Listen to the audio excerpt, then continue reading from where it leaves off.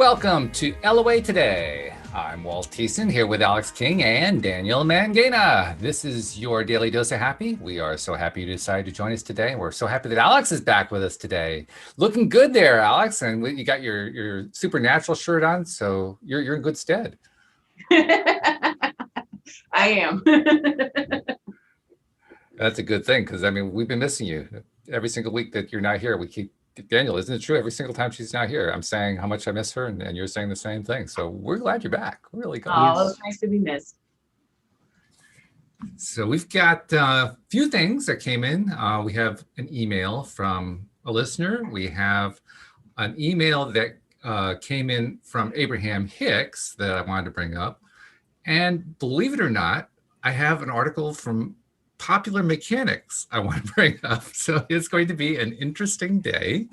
But we'll start off with the email from Barbie, who just wrote in to say, she was responding to something we said last week. She said, the live stream has been quiet lately because you've done a phenomenal job at promoting and directing everyone to the app, which is an interesting point. I hadn't thought of that. Good point. Yeah. Good point. So well done to you and Dan's segues.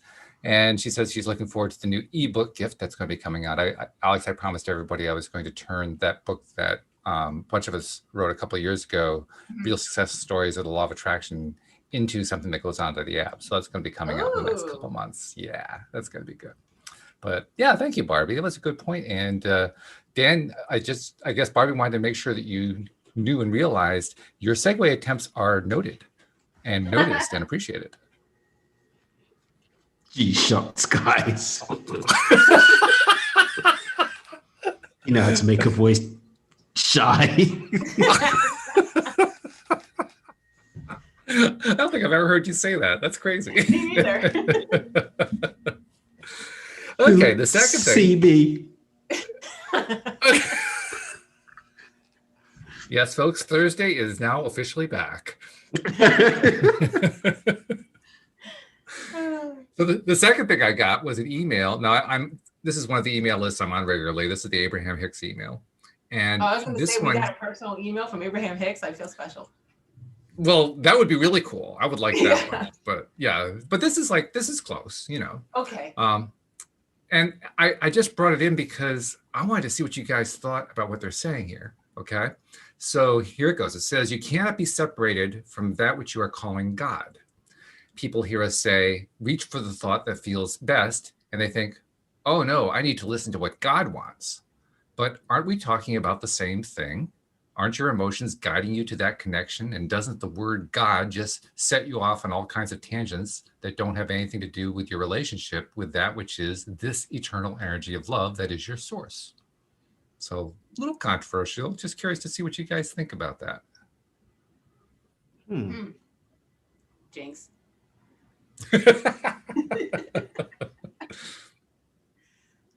Well, since you said jinx, you get to go first, Alex. Dang it. Why is it always me? We're just welcoming you back. That's all it is. Yeah, but now I'm rusty. So okay, well then in a few weeks. We'll give you a moment to recollect your thoughts, and then come back. Talk amongst myself. Do you want to go, Dan, or should I go? You're going to bow to me. Okay. I agree with him. Of course, then again, I've always had a thing about the word God, but you know, in this case, what they're talking about is reaching for a God that's outside of ourselves, and that's the way I hear it when I read that. And I was kind of curious to see if you guys would see it the same way. But God isn't external; God's internal. So, you know, saying, "Well, oh no, I need to listen to what God wants." Hey, wait a minute, you are God. Right. Time out here. You know, God is not some being sitting on a throne casting judgment down on you. So I think we can cast that one aside. You know, we can just say, oh yeah, I am listening to God when I'm putting my thoughts out there. I am part of the God world, the God universe, if you will. So that's the way I see it. Wow, I haven't seen you guys this quiet in ages. This is a tough one. I mean, I'll say I agree, but Walt, you basically said everything I was going to say. So yes, I do agree but everything encompasses God. Everything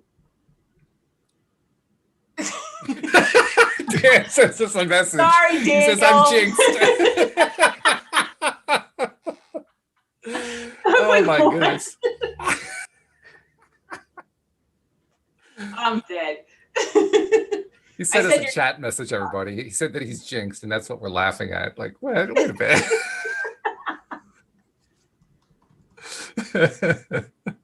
I said Daniel.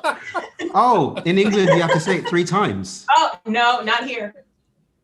Oh, that's a bit weak. Yeah, it is. What do you want from us? Okay. Hey, this is the instant gratification culture. Didn't you know that? Yeah. Well, kudos on this event. We cut it from 3 to 1. But not from other things. So, is this the daily? Because someone managed to convince me to go on a list, but they share like an excerpt from one of their talks. Is this Right, one of exactly.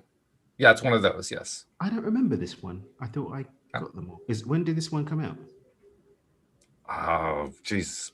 It wasn't today. It was recent, but I don't remember exactly when it was. I don't remember it. That's really interesting. Yeah. There's not much Daniel doesn't remember. I'll tell you something else that's interesting about the stuff that they send out. They send it out on a 2-year cycle.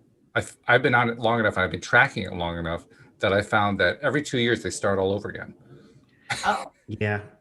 I'm working on the Do It With Dan daily content. At the moment, we're using Telegram, and what's going to happen is we're going to convert all of my little daily random musings into a structured. Cool. And we're probably going to do like 3 months. Or I like that. Nice. But only weekdays. Yeah. Yeah, but that's good. And I'm working on my Do It With Dan coffee table book of Danisms. We're Nice. mapping it at the moment. And they'll be doing this the way. But so God, we're talking about God. Right. I think it really comes down to how does one conceive God? And there are going to be different answers on that. I think it depends. Yeah. And that's what I was going to say. I don't think there's a cookie cutter thing to this. It's going to come down to a person's personal relationship to source, however that's defined, whether it's God, universe, source, the divine, quantum field, or science, or the Rolling Stones, like whatever it is that you define as that thing, or stream. Okay, the stream. We've got that one too. So I would say, yeah, infinite intelligence probably has this one on the nose. But hey, I'm just a humble jinxed human. Yes, Thursdays are definitely back, no doubt about it. Okay. Yeah, I have to say, Alex, we've been really serious since you've been away. We're like, oh no, yes, serious people doing serious things. Alex comes back and it's time to laugh again. It's true. It's true. Serious Thursdays doesn't rhyme. No, not really. No, but that's why we're glad that you're back because Thank you. Glad to be back. Okay, so Serious like I said, Thursdays I found works. What'd you say? Serious Thursdays works. Oh no. I guess not. That didn't quite work. Oh, apparently. No. Oh no. Why so serious? I'm gonna walk away because I gotta cancel everybody right now.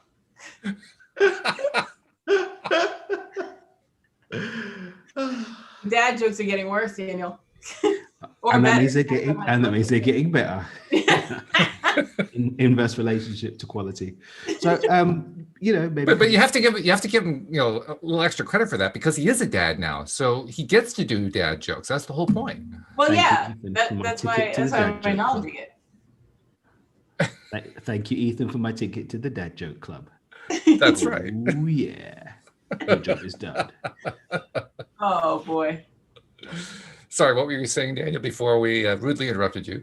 No, I was rudely interrupting the silliness to come back to theorythness and discussing. Lord help us all. But okay. Which Lord? Which angulation? Whichever one you pray to, that it doesn't matter. Oh, okay. Everybody's got somebody different. Yeah. Or do they? Some people could have the same. Well, when I look at my purple brick theory, everyone's looking at the same brick from a different angle. Mm-hmm. I agree. Depending on the lighting, it might not even be purple anymore. Ooh, down the rabbit hole we go. But there's also there's different grades of purple. There's violet, there's mauve, there's all kinds of. Indigo.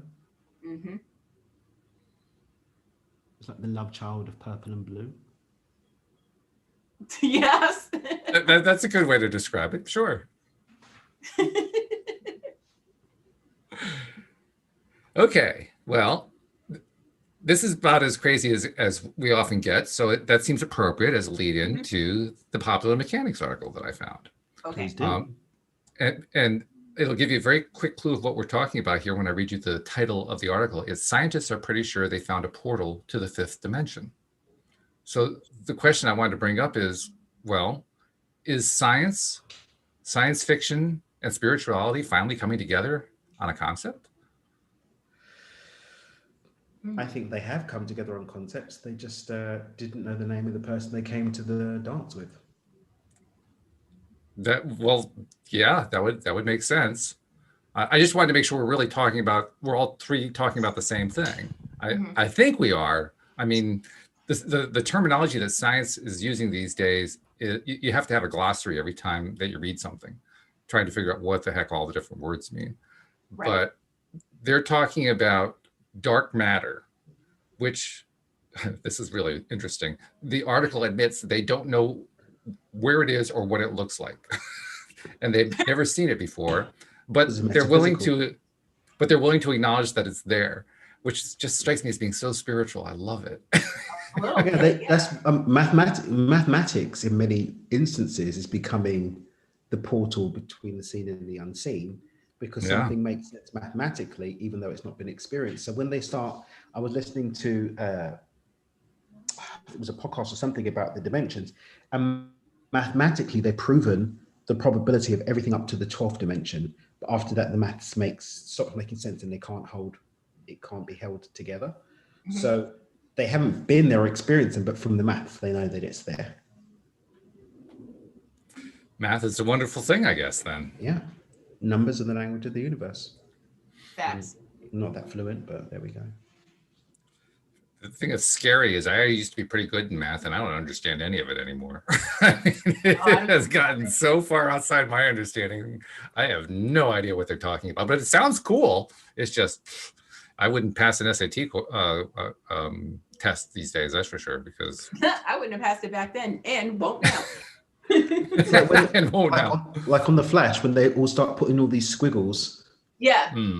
It's like, this isn't, what is that? Oh, you missed the squiggly squiggle in the squiggly. the square root. There's the portal. There's the portal to the squiggle dimension. But I'd say, yeah, I agree with you. It's very spiritual and faith-led. Oh, we haven't seen it. And yet faith is the evidence of things not seen. So mathematics is faith, then we could say, by that definition.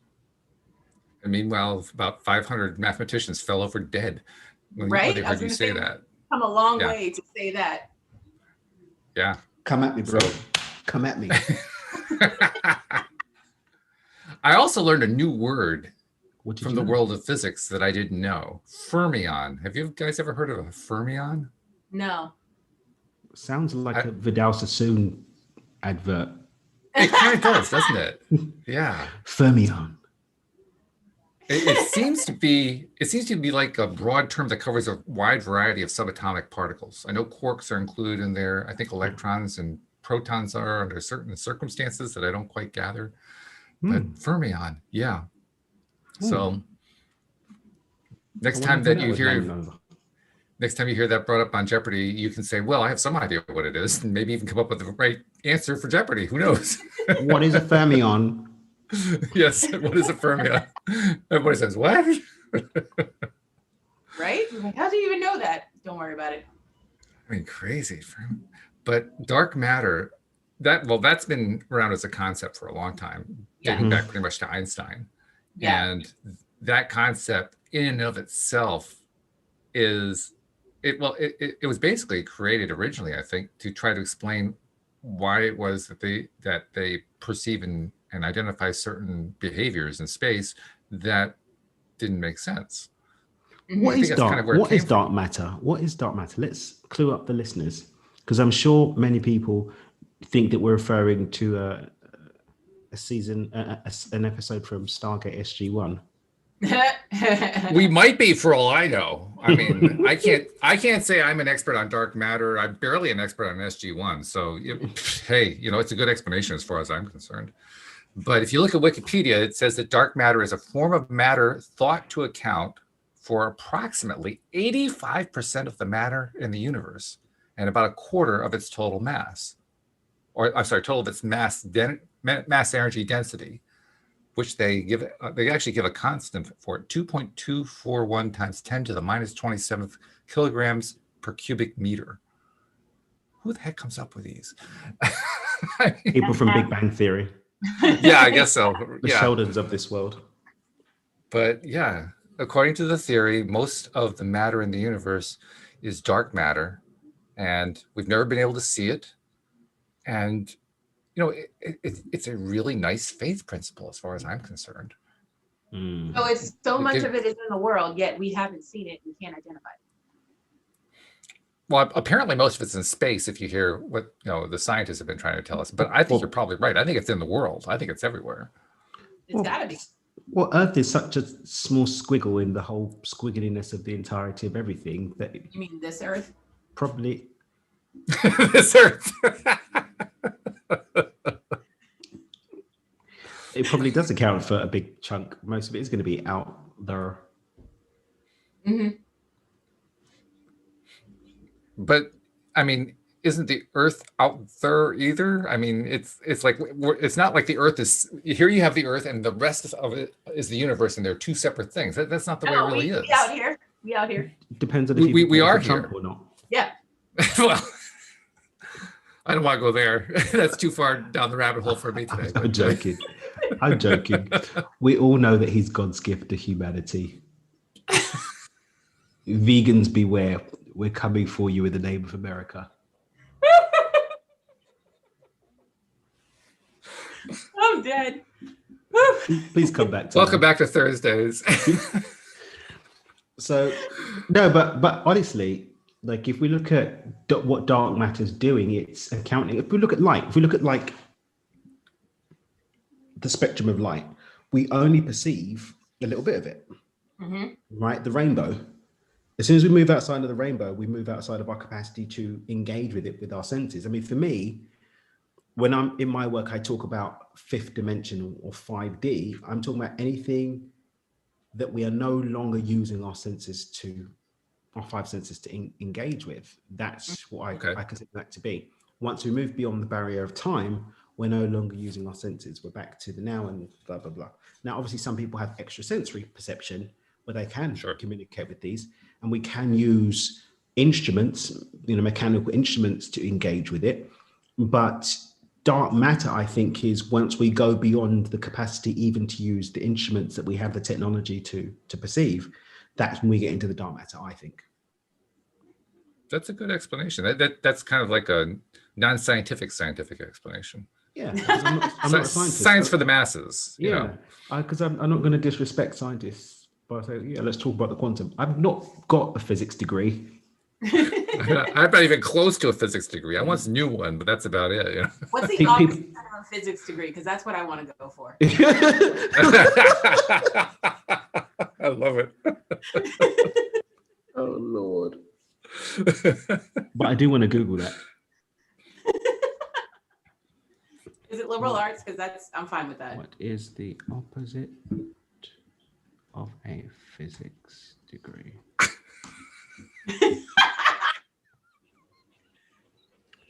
The opposite of physics.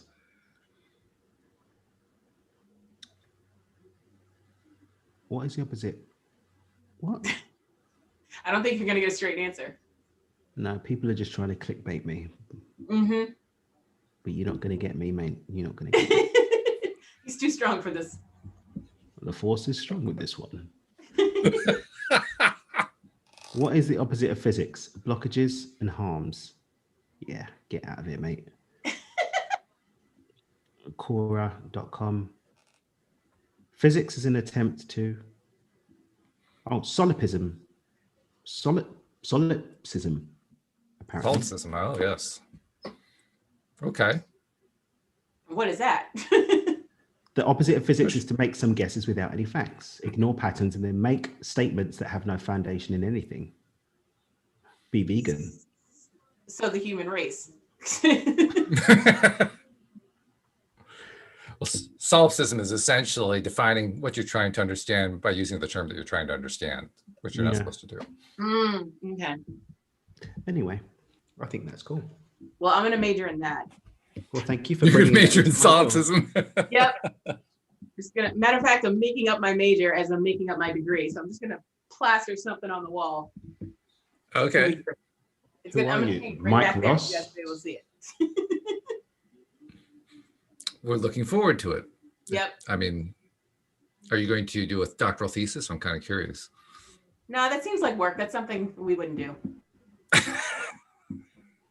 Oh, this is the easy degree. Oh I yeah, get it. yeah. It's the opposite of physics. Hello. Hello. The thing that is really cool about Thursdays, and I'd forgotten this because we haven't had a chance to do it in such a long time, is not only do we go down rabbit holes, we go down rabbit holes from which there are no exits. Oh. Who wants exits from the rabbit hole? What fun is that? That's like getting off the water slide by taking an exit. Like, come on. Set me free from the rabbit hole. I want to be free. All right. Okay. Well, I'm going to try one more time and then I'll give up on the topic. But dark matter, 85% of the universe, according to the Wikipedia article. And who am I to disagree with Wikipedia? So 85% of the universe, and the Earth, I am positing, is part of the universe. So therefore, 85% of the Earth and the people on it and all of our life is dark matter. That's what I'm saying. So how do we not have seen it or identified it yet? Because we don't have them. We don't have the technology. Yet. We haven't got that technology yet. But as we do get that technology, because at one point, gamma rays would have fallen into dark matter. Good point. Or the realm of dark matter-esque things, should I say. Mm-hmm. Mm-hmm. Yep. But now we have X-ray. Mm-hmm. Infrared also. Ultraviolet. All of these bad boys would have been considered to be dark matter-esque until we developed the technology to be able to perceive it beyond That's the mathematical proof that demonstrated its existence. Yeah. And look what we got out of it. I mean, they discovered microwaves and they turned them into microwave ovens. I mean, you know, it was very practical. Once we can see it, then we can do something with it. That's right. So I guess that's the answer to your question, Alex. They haven't figured out how to see it yet, so that's why we don't know about it, other than theoretically. But if we know that it's there, out there for us not to know what's going on. Yeah, but this is par for the course, isn't it? Yeah, that's true. I mean, most of what's going on, we don't really understand that it's going on. True. Mm-hmm. We'll get there. That's normal. Yeah. And you know, I don't worry about it personally. I don't know about you. I just don't worry. Wasn't about really on my top 10 list, but you know. Right. Exactly. Like, but I keep thinking about this. Morning, turn off the alarm. Did we discover dark matter today? Let me Google it. That's me every day. Had no idea it was weighing on your mind so heavily. That's interesting. It was, and I'm glad you brought it up because I thought I was alone. So anyway, we're really good at derailing each other. Did you guys notice that? Yeah. So getting back to what I was going to say about dark matter, if like 85% of our world here is dark matter, is it too big of a leap to suggest that a lot of the things we talk about here on the show about law of attraction, spirituality, you know, source energy, auras, you know, all the various things we've talked about, is it too big of a leap of faith to say that dark matter plays a role in all of that stuff? I don't know about plays a role. But could it be the Well, I can't say more than field? that. Could it be the field in which all this fun happens? Yeah, it could be. It could be. And if dark matter's properties are affecting that field, then we're basically playing on a rigged field. We didn't know how the game was rigged. Once again, we are learning the rules of the game after we started playing the game. Mm-hmm. That's how I always play. Yeah, we're good at that. We to- do this a I like lot, to- actually. Yeah, I like to learn as I go along. Mhm. How does it work out for you? Great. I'm a hands-on learner, so I need to be like in the nitty-gritty of it in order for it to like click up here. Okay. All right. Yeah, I guess I could see that. I mean, personally, I would not have objected if they had handed me a manual when I got here, but you know, I guess that's just not the way the game is played here. I was like, nah, I'm good. I'll figure it out. Send me in. I want to have fun. Basically. No, I was in the meeting and I was like, yeah, contrast. Yeah, got it. Okay, let me in. Oh, maybe that's what happened to me. Maybe that's what happened. I What? spent 30 years of my life trapped in the dark matter. And that's why I was so confused. I didn't know I was trapped in dark. I knew I was trapped. My life wasn't going anywhere. I didn't enjoy any of it. Now I know why I was trapped in the dark matter. Sounds Does that legit to work? me. No. I guess. If you want it to work, it works. You got so. It's one of those predetermined things. Your desire makes it so. Yes. Well, I think what I will do is I will just let science continue to do its stuff because, like I said, when I was reading the article, I barely understood what they were saying. Mm-hmm. And a lot of the time I had to go look up, terminology just to find out what they were talking about. And even then I barely understood what they were saying. So I think I'll just wait for them to develop it a little bit further and check back in. I'll do like you do. I'll check the Google headlines to see is there anything new about black matter or dark matter, and Exactly. see, what comes Set up. a Google Because alert, as a matter of fact. that's a good idea. Yeah. Yeah. Set it for the year 2046, We'll Is set that it a for now. prediction? And then, see how it goes. That's right. Oh, okay. Well, that's what I brought to the table today. So after that, we can just go wherever we want to go. Maybe this is a time to actually remind people about the app, and then we can figure out what we're talking about after that. What do you think? So I agree. Good to me.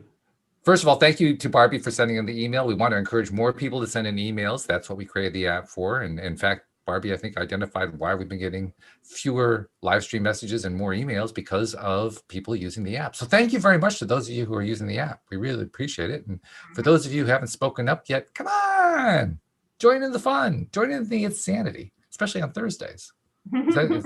Have we figured out what we call Thursdays yet? I mean, Dan was calling them Furious Thursdays, but that isn't really what we voted on, I don't think. Oh, Yeah, you guys are prejudiced. Your chakras are definitely out of alignment. I bet you've been eating meat. That must be it. Oh man. I got to bring something up before let me finish the promo first, which is that make sure that you use the app to send in your questions and comments because we want to include them in the show like we did with Barbie's, and check us out on YouTube as well because that way you can actually see us when we're being insane like we are today. And of course, now that we have the lovely Alex back to explain to people how to find us on YouTube, then Dan and I can both relax. So Alex, how do they find us on YouTube?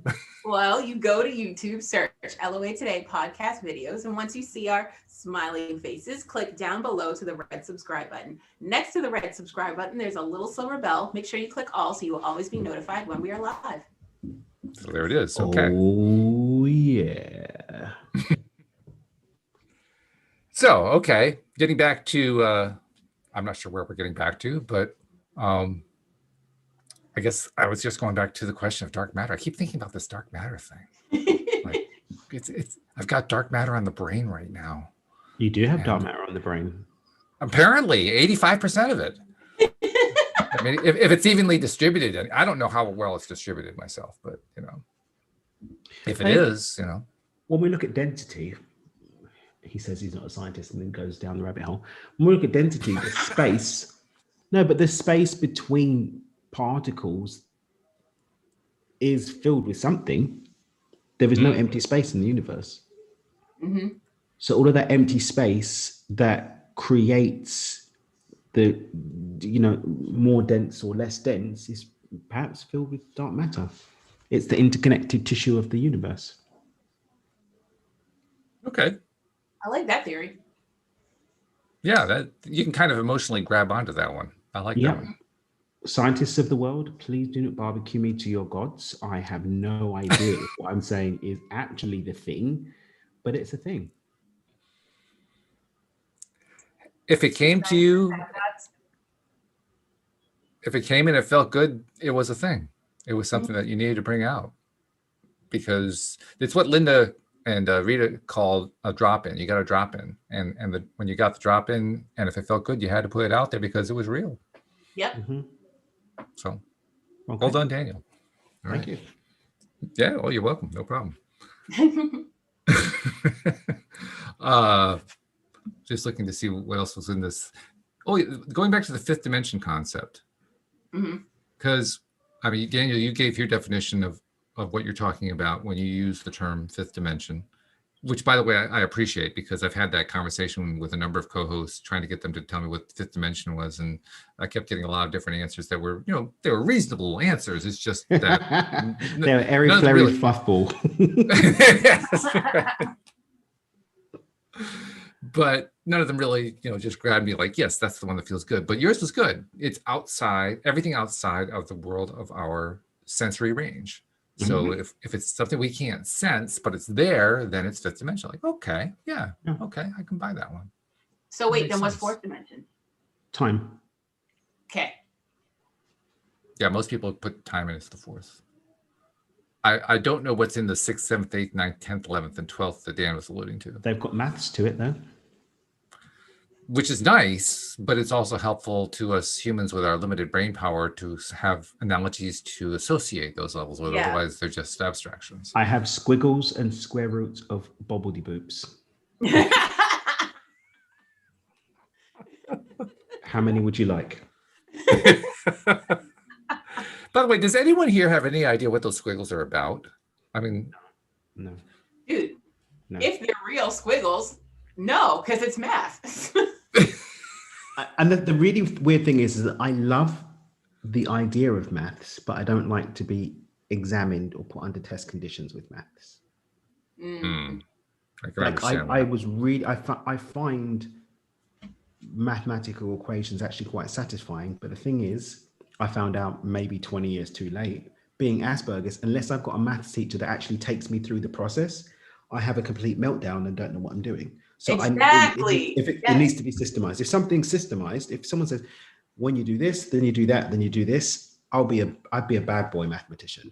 Yep. Because I do get it, because my brain is naturally set up to do the maths, but only if I have the way to do it. Yes. So all of the squiggles I could be good with if I had a good teacher. And when I've had good maths teachers that will be like, now we do this, versus blah, blah, blah, blah, blah, do the maths. Right. Now. That doesn't work for me. Yeah.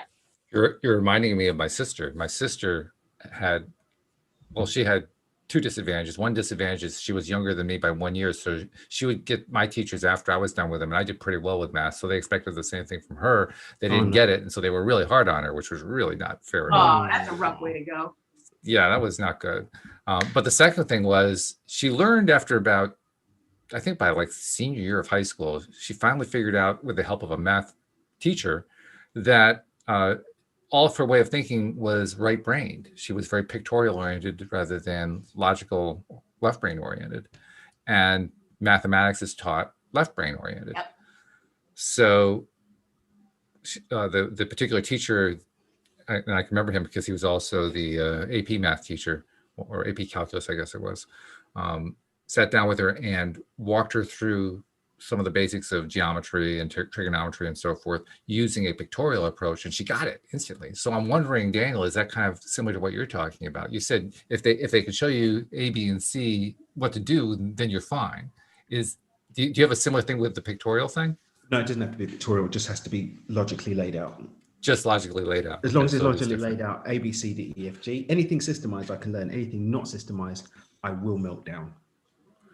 Which actually makes sense to me, because especially when we've gotten into the really deep conversations about the nature of spirit and source energy and our interaction with it and thoughts and so forth, you lay out really intricate abstract theories, and that requires having that ability to deal with stuff strung together like that. So it makes sense. Makes sense that that's a strength for you. I mean, Alex, you were nodding your head up and down.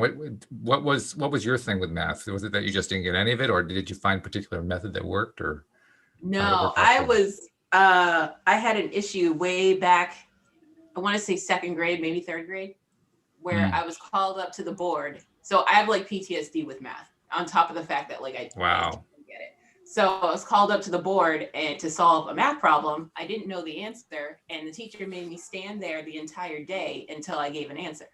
Oh no. Wow. Yeah. So That's torture. Yeah, literally the whole class staring at me, and I'm just standing like this for like the entire day. Yeah. That's cruelty. Anytime I get frustrated and there's a math problem involved, and I didn't even realize this till like years of therapy. And then that came up. So yeah, it was crazy. So I have an aversion to math, and also like it just doesn't click in my brain. You can show me how to do it, I'll get it in that 1 second. Yeah, your reticular activating system is shut down. Yeah, and I'm just like, I'll go home and can't do the homework, even though I just learned it in class not even a half hour ago. Wow, yeah. There are a lot of people. I mean, yours is a particularly severe case because that particular math teacher was just abusive. But there are a lot of people who go through math classes in their primary and secondary school years, and they are learning a subject that they really are not prepared to learn. And that may sound strange, but I firmly believe all subjects need to be subjects that you're prepared for. And by prepared for, I mean you're ready for it. Like you're emotionally ready, you want it, you're excited, you're psyched, so that you're able to focus on it, and you're doing it because you're loving the idea of doing it. And math is probably the most potentially damaging subject if you don't do that. We talk a lot in the broader society about, well, not so much anymore, but it used to be a big topic, illiteracy, how much illiteracy there was.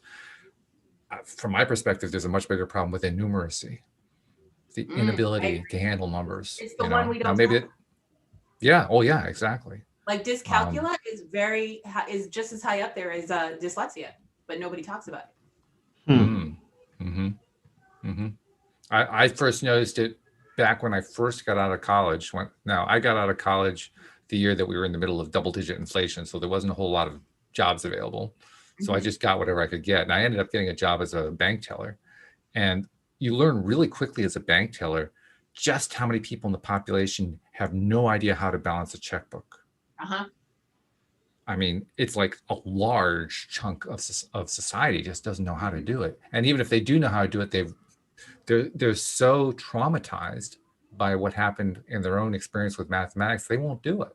Yeah. We literally had customers. Now, this was back in the 1980s. I imagine it's not all that different now. We literally had customers come into the bank for us to balance their checkbooks each month. My grandmother was one of those people. Right? Yeah. That's where I really became aware of just how serious the problem is. And my awareness has only grown over time. But it's a big deal. There because they stopped teaching it in school. What do you mean? Balancing checkbooks was, I took it in my time, but no class after. No, because they don't want people, the system doesn't want people to understand money. Yeah. That's how they can print trillions of dollars and make people think that it's safe, but it ain't. Yeah. And now it's like everything's got an app that does it for you. So everyone got lazy. Yep. And simple fact is that when you have an inability or perhaps even an emotional block to handling math, you end up avoiding math for most of your life, which is really sad. Yeah. Because there's so many areas of life where it actually becomes quite helpful. I mean, probably one of the most basic things I can think of, cooking. working from a recipe. I Mhm. can't tell you how many times my wife will want to take a recipe and cut it down to half size and has trouble taking the fractions and dividing them in half. Because Oh, she that's doesn't what know, Google's for. you know, and a lot of people have that problem. I can do it in my head quickly, but a lot of people can't do it at all. Even with a pen and paper, they can't do it. Nope. And it's not that it's a difficult operation. It's that there are difficult mental blocks in the Yeah. way, and those Which is mental weird because blocks. when I was in 3rd grade, I had fun. I had a blast memorizing the multiplication tables. Did you? Yeah. But that's the only part of math I like. That's the only part. Because it's like it's got a rhythm and a rhyme to it, so it makes sense. It's like this equals this because of this. That's true. Nobody ever studies the square root tables. It's true. Nobody ever does. What would be the point? What would you use it for? Oh man. I mean, they could probably learn subtraction and multiplication for sure, and addition. Division, maybe. Yeah, that could be. Division is actually pretty useful in everyday life, but yeah, simple things like taking a kitchen recipe and cutting it down to half size, that'll throw people off like crazy. Yep. And it's so simple. It's really not difficult to do at all, but that, Oh, I know. that Just mental ask block Alexa. just gets in the way. You're fine. Just ask Alexa, yes. Alexa, do some thinking for me, please. Thank you. Yeah. My hands are all covered in flour, so I can't Google it. So I need Alexa to do it. Help me, Alexa, help me. Oh. It's funny too, because I try to teach Louise, the little tricks that I know, like for taking a fraction and dividing it in half. It's really simple. You just take the denominator and multiply by 2, and that's your new fraction. It's literally that simple. And if I explain it to her, sometimes she'll get that, and sometimes she'll give me that look that says, "I have no idea what you just said." Yep, that's my face. Yeah. What you saying, Willis? Yeah, I'm always like, Kenny, math problem. Yeah, right. Or somebody will ask me, oh yeah, what's this plus this? Dude, math. I don't know. I don't have my calculator app out. Leave me alone. There's something to be said about like trusting though, because how many people are actually dyslexic because they've fallen out of a space of trusting themselves because Oh of God, yes. some kind of trauma. Mm. Or what's the word for the number one again about numbers? What do you call it? Dyscalculia? Dyscalculia. Like how many people are in a space of dyscalculia because they were put through a space of trauma? Yeah. I think it's like almost all people who are having trouble with math fall into that category. You don't have to be on the spectrum. Everybody is in that category, I think. I agree. Who has trouble with math anyway. Yeah. Maybe that's just my own prejudice because I see so much of it. But wow, yeah. That's really captured my attention for quite some time. And it's actually something I'm hoping will kind of take care of itself, iron itself out as time goes on, because I am seeing, and Daniel, you're a life coach, so you see more of this than I do, I think. I'm seeing more and more people gaining self-confidence, looking for ways to become more self-confident through things like trying to understand how to attract money into their lives, or how to utilize the law of attraction, or how to become conscious creators, how to utilize source energy, however you want to look at it. The more that people focus their attention on this, the more that they become self-loving, self-confident to a higher degree. And that is the kind of thing that enables things like math to start making sense. Mm. I mean, it's a long, slow motion process, but I think that's ultimately what happens. So at least that's what I keep telling myself. What's that?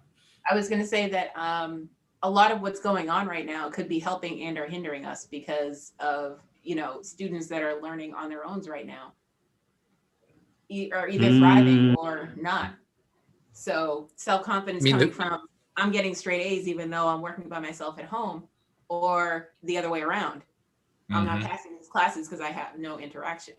But my niece right now, she's thriving. She keeps getting like student of the week, like week Yeah, after my week. niece too.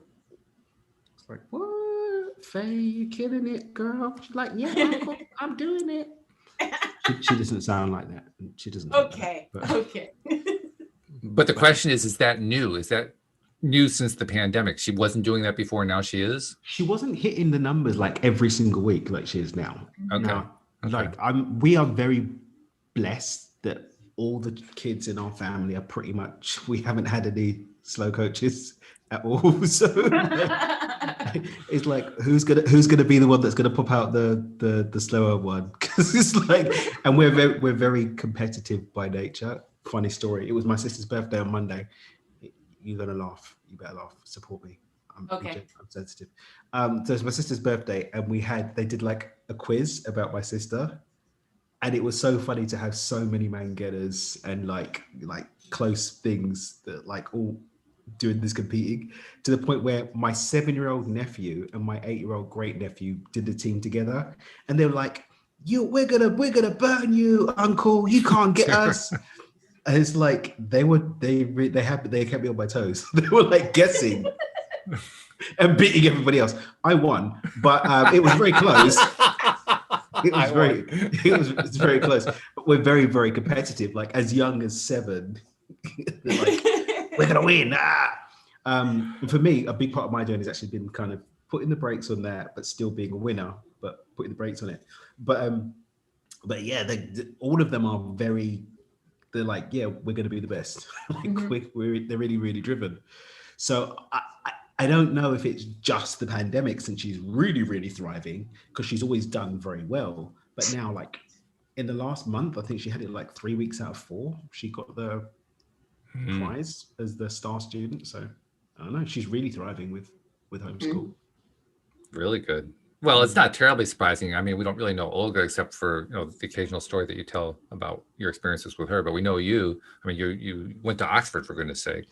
So if you've got that kind of influence going on in the family, I would imagine the Mangena clan is influenced by the fact that you're there. You were at that level. You are at that level. Yeah. Especially if you have competition going on. Oh yeah. Because you set the standard. Defo. Yeah. So well done to the Mangena clan. We don't sound like that. We're not that in American. But. Actually, it's funny you mentioned competition. Early on in our relationship, Louise and I didn't really want to play any kind of games very much because we didn't want to be competitive with each other.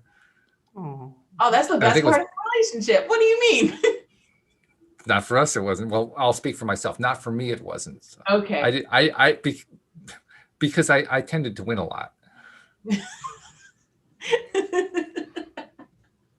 So you stopped it because you were winning all the time. Yeah. I mean, I want to hear Louise's side of the story.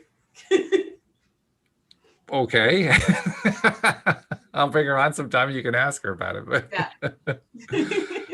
But let's put it this way. She reintroduced the idea of playing some games. So lately we've been playing games like Scrabble and backgammon and things like that. And I guess maybe I have built up my self-love enough that I'm not, totally put out about winning, because I'm okay with winning now, I guess. I love myself enough to destroy you on the battlefield. My self-love will be your doom. No, not that. No. Love and light, and we'll have a green juice afterwards. Yeah. Yeah. And also, one of the things that happens, this is why I was referring to the fact that you probably have such an influence on your family, Daniel. I think the same thing happens in any family.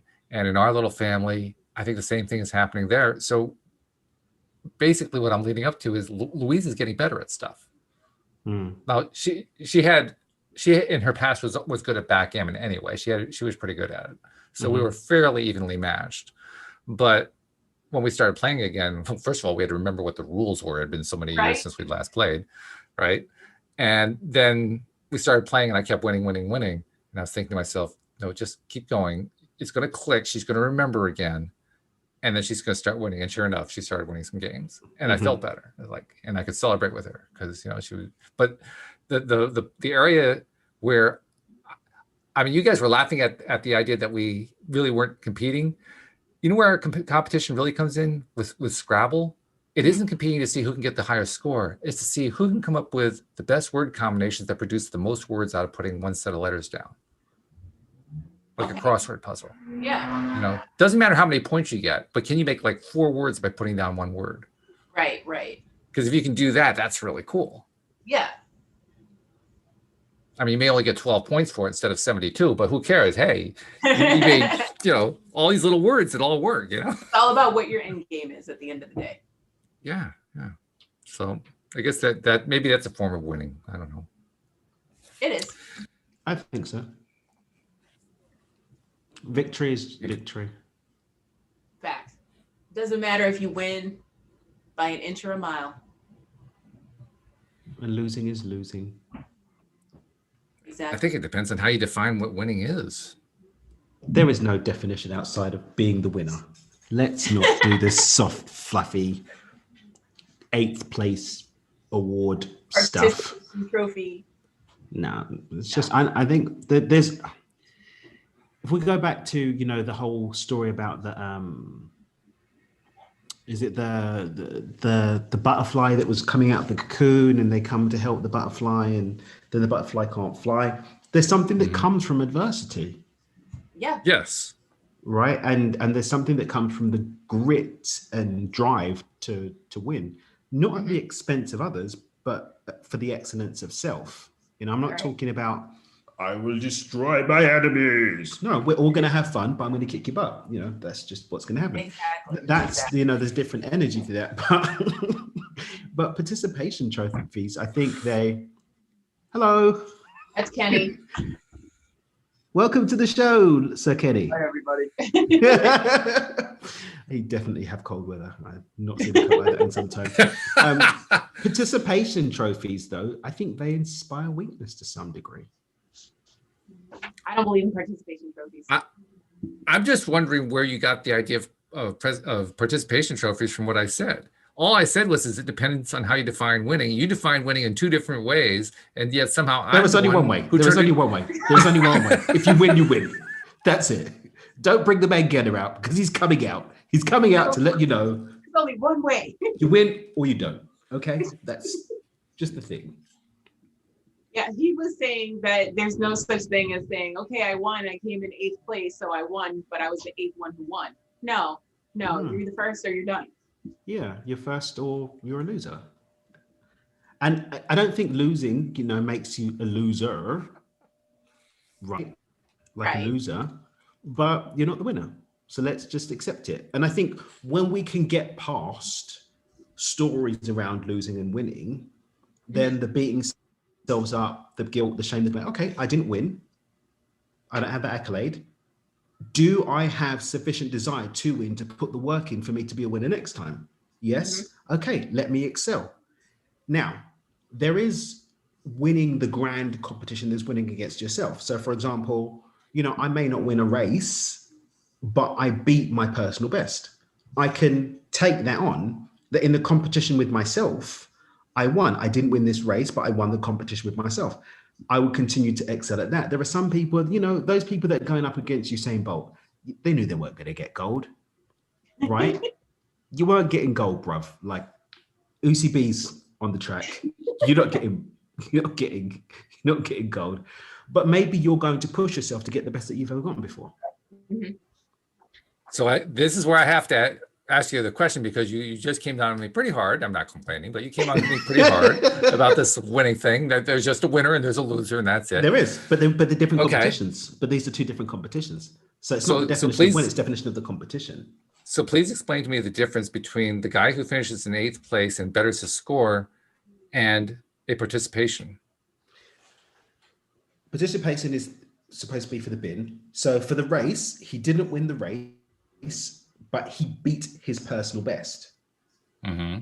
So that it's not the winning that deserves definition, it's the competition. So in terms of the definition of the competition of the race, 1st, 2nd, and 3rd, everyone else is just the participant. celebrating you, but that's what you are. Myself, I came in 8th, I came in 9th, but last year I came in 10th or I came in 11th. So I have a celebration point and I have something to build on. Maybe I don't have the capacity to be on the podium, but I do have the capacity to better myself. We always have the capacity to better ourselves. There are physical limitations for some of us on what we can do. I'm never going to be doing slam dunks. Why? I'm 5'9" and change. It's just not on the cards for me. I accept that. I'm not going to beat myself up if I didn't win the dunking competition, but if I get closer to the net because I've been doing exercise, cool. But maybe it's better for me to focus on my 3 points or my 2 point or my layup and excel at doing that. There's a whole thing of playing to your strengths and beating yourself up over the weaknesses. Maybe people coming in 8th and 9th should be looking at a different race or a different sport where they are actually going to be able to excel. Yeah. There's a mental component, I think, to beating yourself up by doing something that you're never going to win at, because the brain knows that you didn't win. It knows that you lost.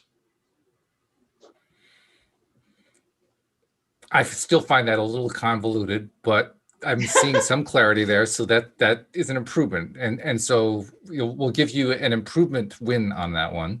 Yeah. But I wasn't in that competition, so I lost. And I'm happy to accept that I lost. I wasn't in the improvement race. I didn't sign up for that one. I signed up for the convert you to my idea. It didn't work, so I lost. Simple. There's no emotional attachment to that. It's just a fact. There were winners, and I wasn't one of them. Therefore, I didn't win. And I think losing and being a loser, I think there's a mix up there. Well, I agree with that. Yes. I still think it's rather odd that you lost as something that you didn't enter the competition on, because you said you didn't enter it. So I'm not. No, but I lost. No, I said I didn't do a competition with myself.